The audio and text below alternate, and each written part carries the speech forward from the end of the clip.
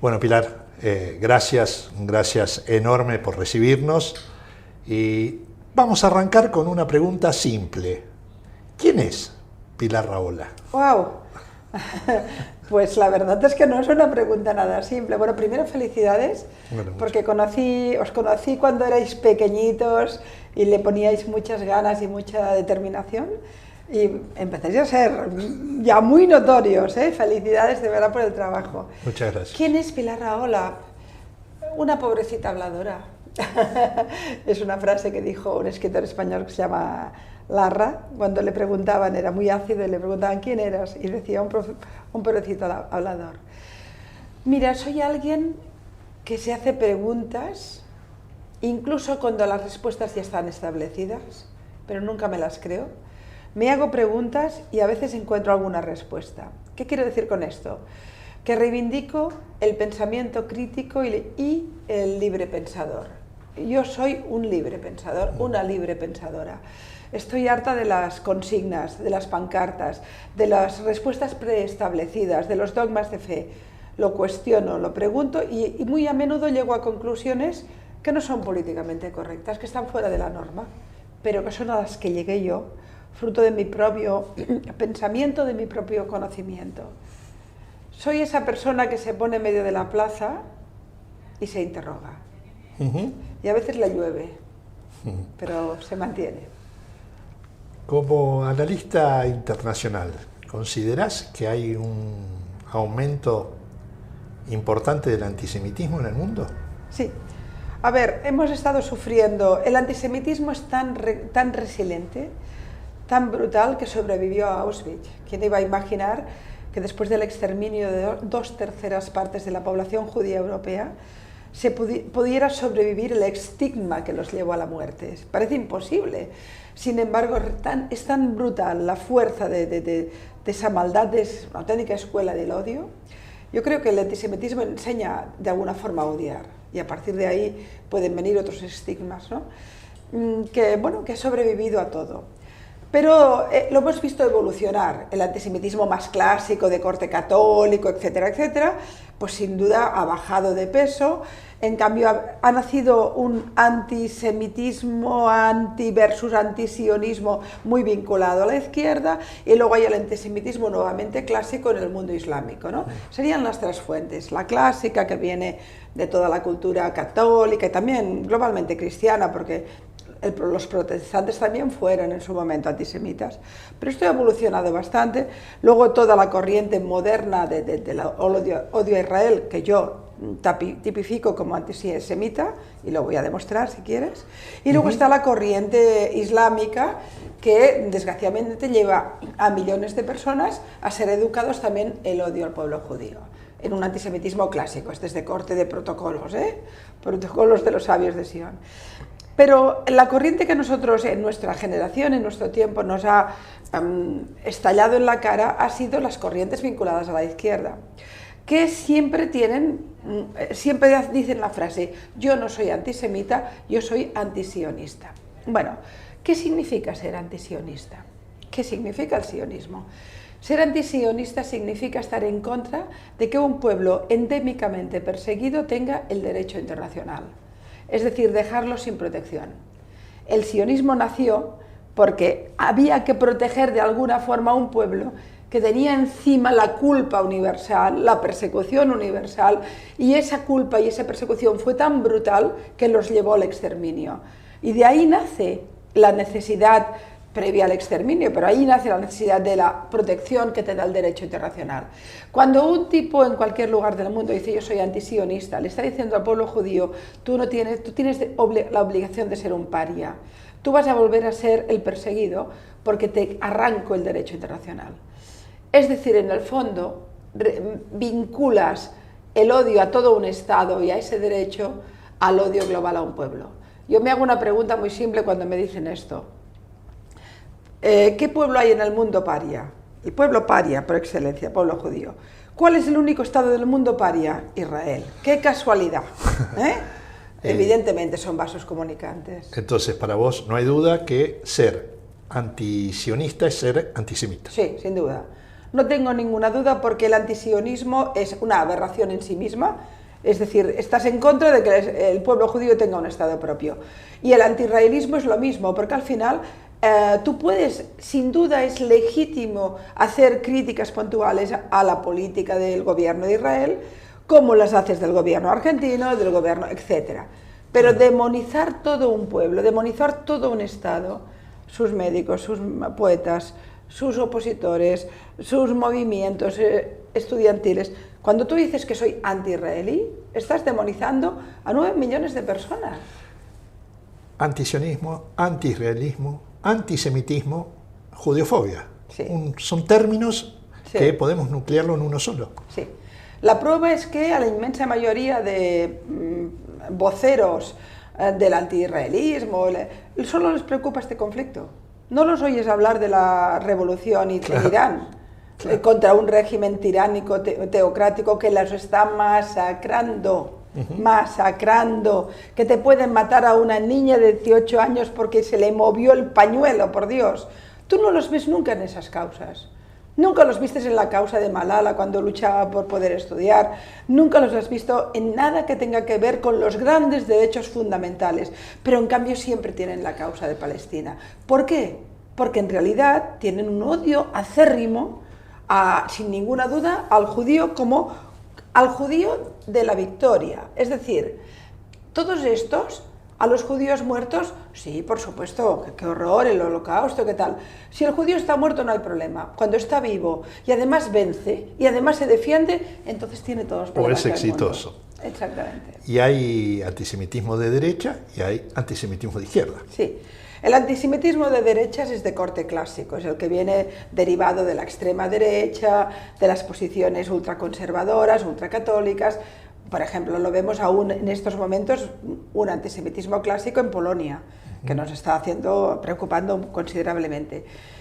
El antisemitismo de izquierdas siempre se disfraza, es antisionista, no tiene problemas con los judíos, pero lo tiene con los israelíes, etcétera, etcétera. Pero luego te hacen un BDS y el boicot te lo hacen porque eres judío, claro. O porque tienes el pasaporte de Israel, que es algo alucinante. Es como decir, voy a hacer un boicot a los iraníes porque, por los ayatolas. Digo, oiga, le puede a usted no gustar el gobierno, pero no haga un boicot al país, a sus universidades, a sus fuentes de... No, es una locura.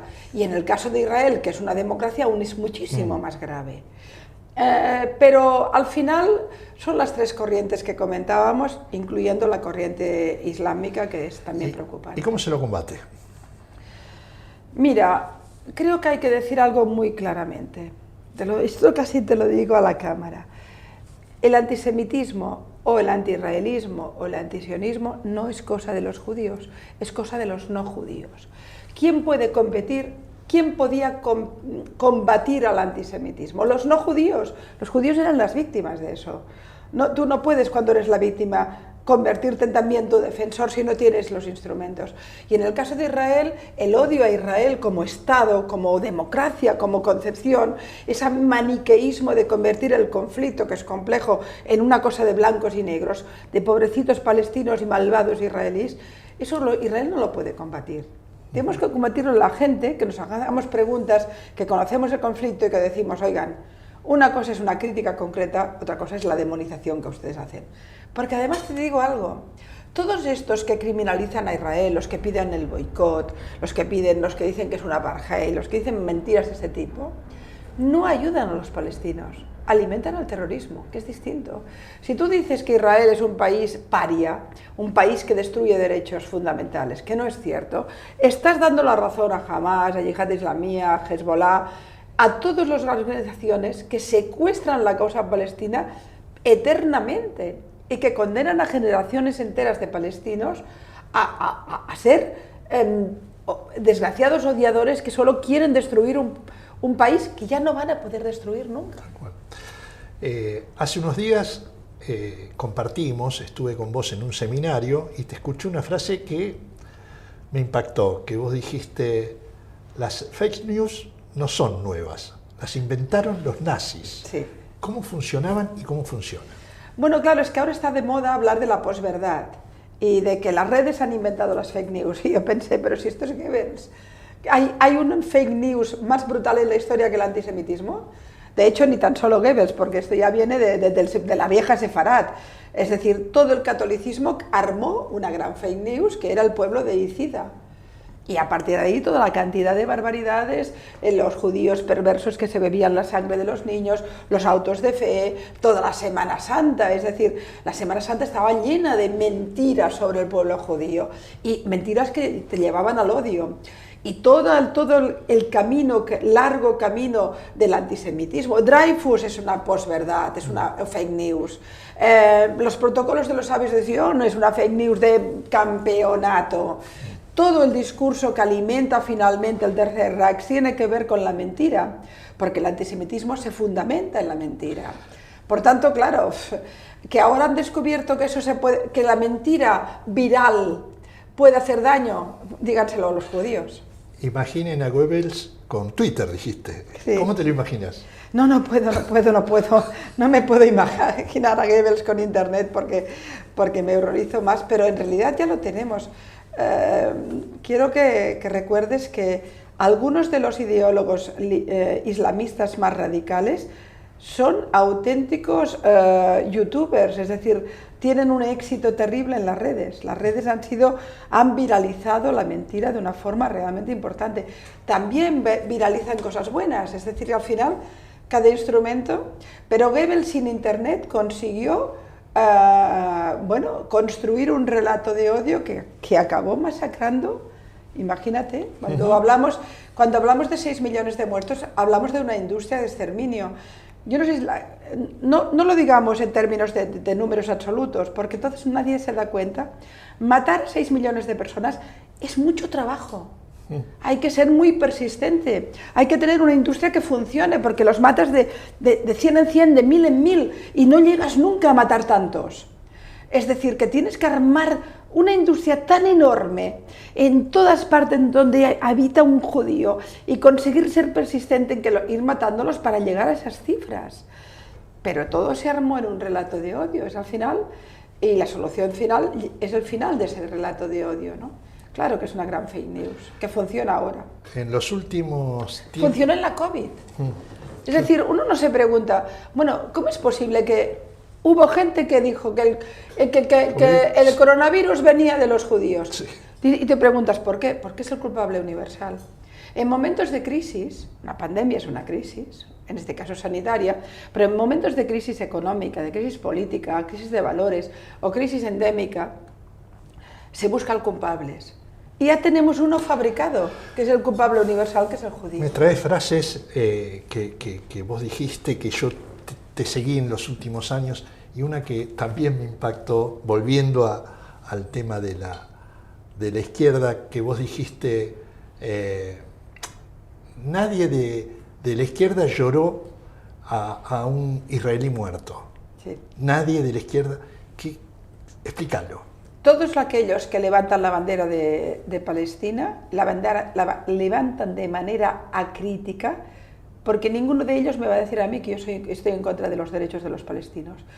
Yo quiero tanto que el pueblo palestino viva bien, que deseo que su mejor amigo sea Israel. Y estos no lo entienden, no entienden que el único futuro que tiene el pueblo de Israel, ¿qué es? ¿Con Irán? Es con Israel. El único futuro del pueblo palestino es con Israel, no hay ningún otro. Y de hecho, Pilar, creo que el pueblo palestino quiere eso, tal vez quienes los gobiernan. Luego hablaremos de esto porque hay que hablar de los acuerdos de Abraham, que lo van a cambiar todo. Y por ahí sí que hay un cambio de paradigma. Pero respecto a lo que tú me preguntabas, decía, claro, el estereotipo, la fake news, ha convertido a Israel en un país atroz, terrorífico, que bueno, equiparable, yo que sé, a Corea del Norte casi, apartheid, lo que tú quieras, y en los palestinos en un pueblo bueno, pobrecito, que solo tiene piedras. Como bien sabemos, la realidad es muy distinta. La última generación de drones iraníes que está llegando a Gaza preocupan mucho, por ejemplo. Sabemos perfectamente que esto no es verdad, pero incluso con esa mentalidad dual y maniquea de buenos y malos, como mínimo de vez en cuando llora algún judío muerto. Claro. Porque llevamos unos cuantos miles, ¿eh? Y sin embargo, nunca existen los israelíes y los judíos no mueren víctimas de terrorismo, se mueren. Sí, los palestinos son asesinados y los judíos se mueren de la gripe, de no se sabe. Sí, o hechos policiales. Se mueren. No es que vino un tipo y los apuñaló, bueno, pero se murieron. No fueron nunca asesinados. Hay una perversión brutal en el lenguaje. Y lo que yo veo cuando hablamos del conflicto, cuando hablamos de Israel, la perversión ya está en el titular. Sí. Joven palestino se inmola. No, nunca es terrorista, mata o asesina. O si no, cuando Israel ataca porque lo atacaron... Nunca es la primera parte, no existe. Es decir, y lo vivimos en la última ofensiva importante cuando llegaron a caer 6.000 misiles. ¿Sabes qué me decían mis amigos de la izquierda en mi país? No, es que son misiles un poco de juguete. Bueno, son de juguete, pero si la cúpula de hierro no la para, te puede matar al niño que estaba en el patio, al padre. Es decir, y cuando tú disparas 6.000 misiles hacia poblaciones, ¿a quién quieres matar? ¿Quieres matar a esa gente que está viviendo su normalidad? Es decir, el objetivo es el ciudadano. Y claro, si tú no explicas la primera parte, todo el resto es la maldad israelí. Y es ahí donde hay una perversión del periodismo. ¿Por qué podemos ver cómo se hunde un edificio en Gaza por parte del Sahal? Porque previamente el Sahal ha avisado a todo el mundo. Oigan, este es un edificio donde hay lanzaderas de misiles, donde están utilizando escudos humanos. Vamos a avisar a la población, vamos a avisar a todo el mundo. Y cuando todo el mundo está fuera, ponéis la foto y ¡pam! Pero Pilar, eso es ideológico, económico. ¿Por dónde pasa que los medios, o digamos los periodistas de esos medios, exponen el conflicto de esa manera? Primero porque es cómodo. A ver, si tú estás en contra de Israel, vas a tener palmaditas en la espalda, eres de los buenos, formas parte de lo políticamente correcto, formas parte de lo establecido, el ambiente. Está claro, es que son los buenos. Pero si tú empiezas a decir, bueno, pero espera un momento, ¿a ti quién te paga? ¿Tú qué intereses tienes? ¿Tú por qué defiendes? Oiga, no, es que yo intento racionalizar el conflicto, intento entender por qué ese conflicto no se resuelve. Y además sé algo de historia. Sé que cuando ha habido la posibilidad de firmar la paz, los israelíes la han firmado corriendo. Sé que Arafat incumplió todas las posibilidades de acuerdo. Sé 4 cosas. Sí. Por tanto, lo primero es la comodidad.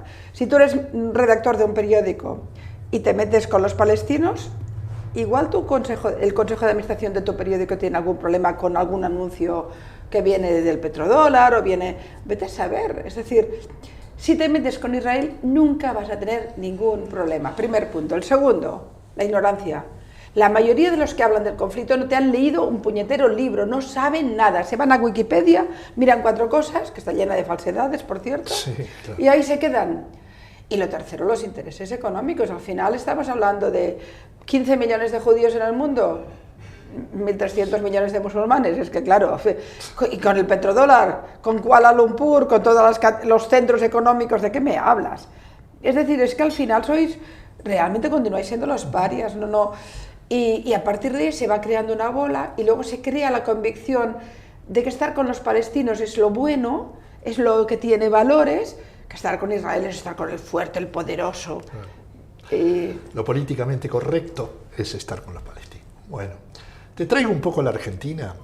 Déjame hablar del tema de los acuerdos de Abraham. Ajá. Antes de ir a Argentina, porque yo creo que no se le está dando la enorme importancia histórica de los acuerdos de Abraham.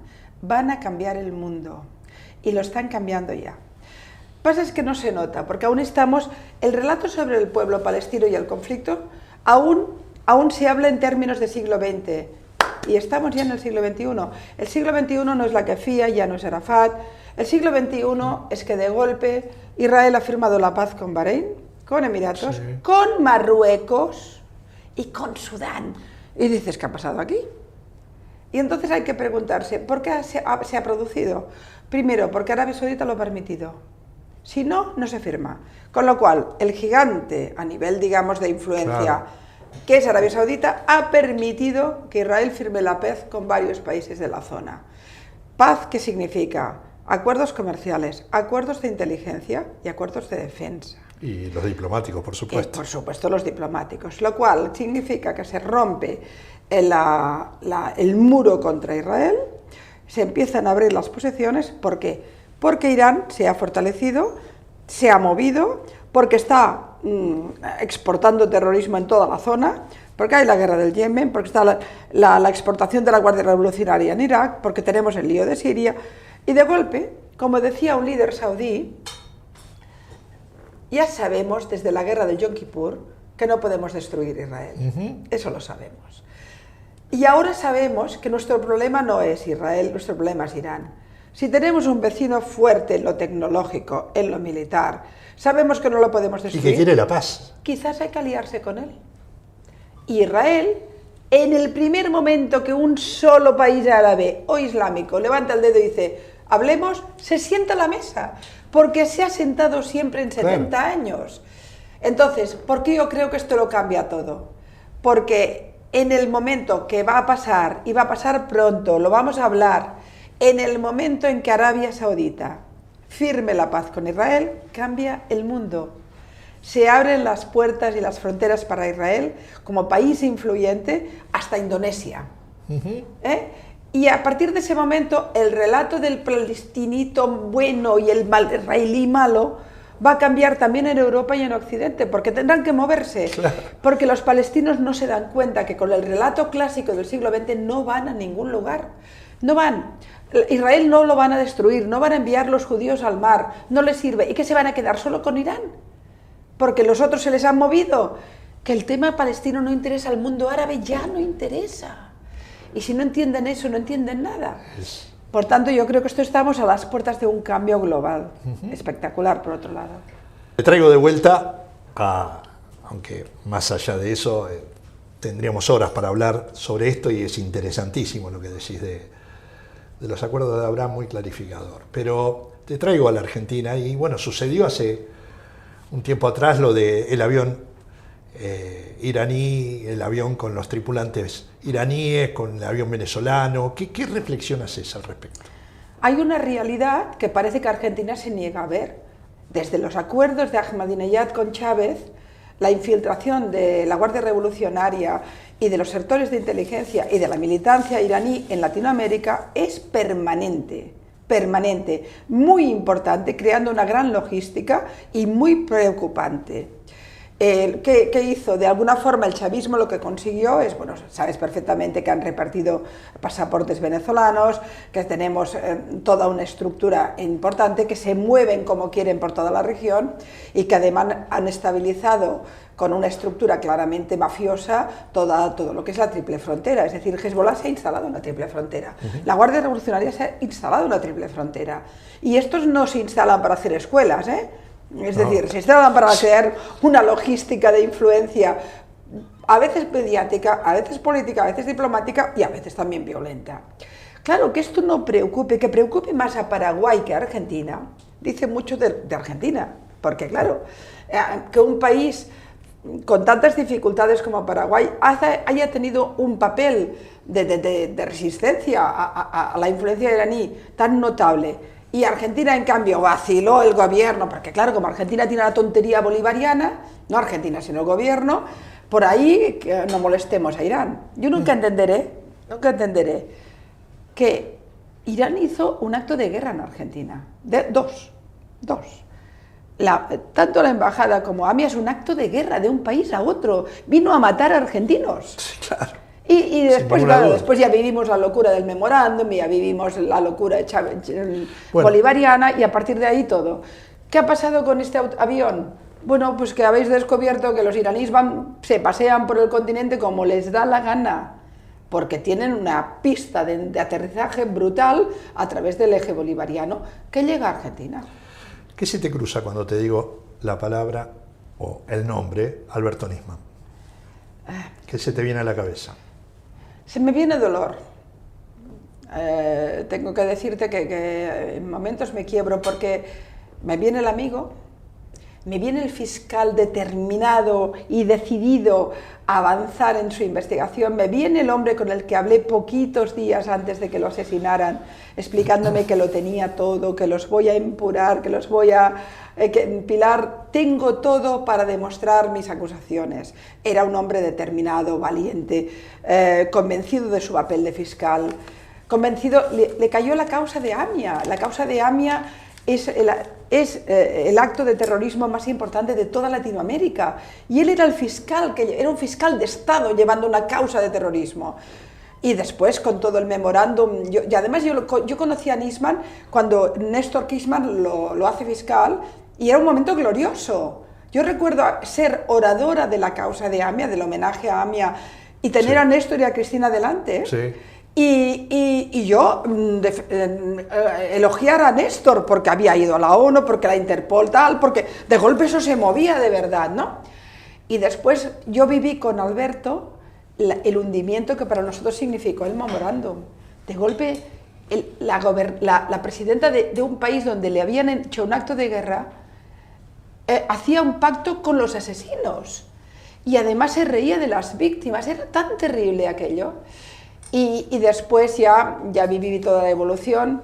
No te olvides que a mí Nisman me dijo que lo iban a matar. Yo esto lo he explicado. Lo explico, no tengo ninguna duda que lo mataron. No tengo ninguna duda, pero es que no la tuve desde el minuto uno, porque nadie se suicida con ese hombre que está empoderado, fuerte, valiente. Bueno, es evidente.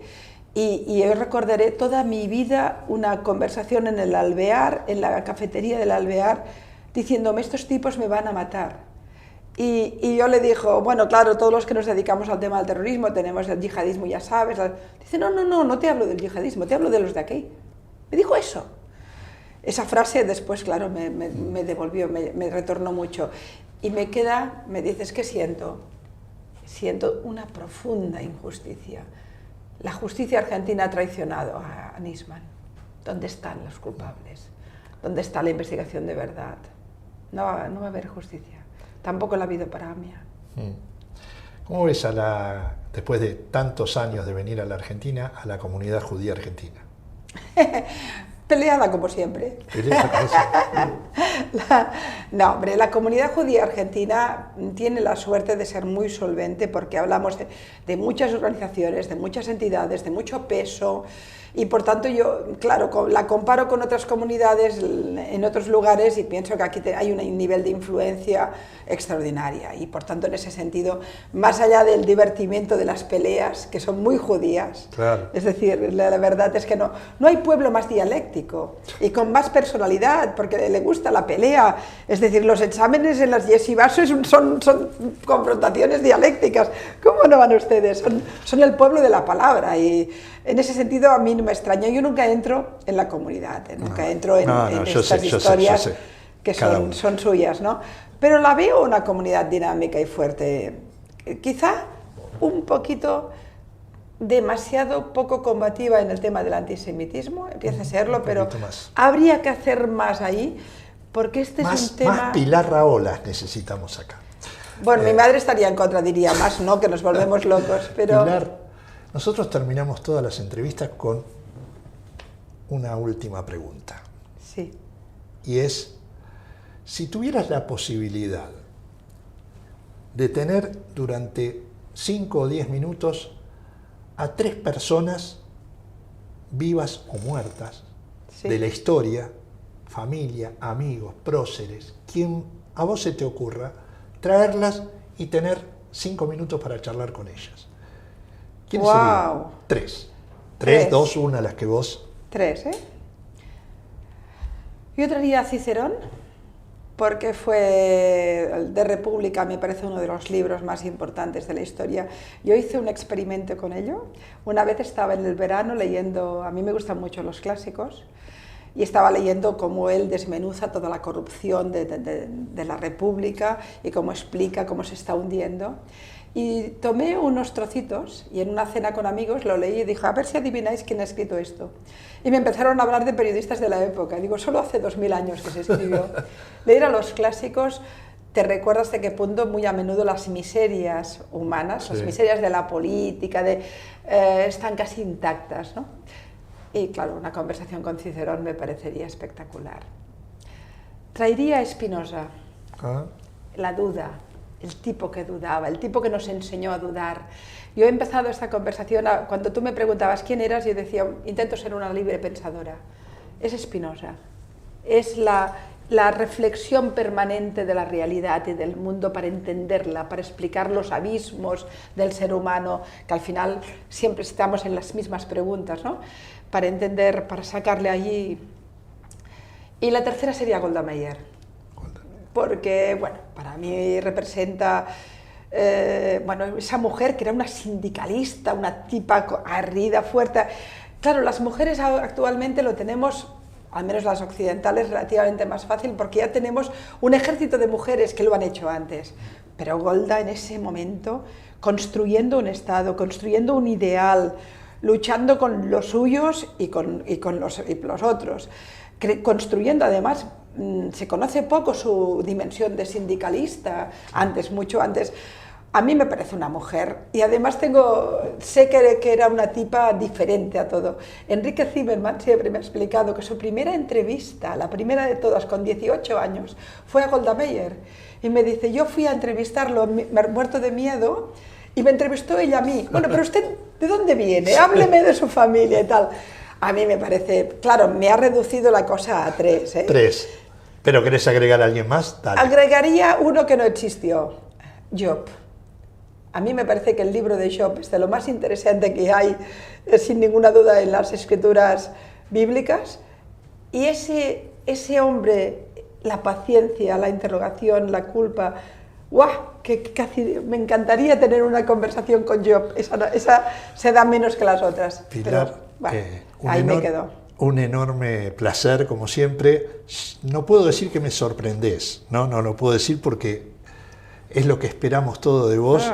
La vara tuya es muy alta. ¿Qué va? Y cada día lo demostrás en cada presentación tuya, en cada exposición. Así que gracias enormes por brindarnos lo tuyo acá en Vis a Vis. Yo lo único que intento es dar argumentos a la gente para que se defienda, ¿eh? Y a veces vampirizo lo de los de otros.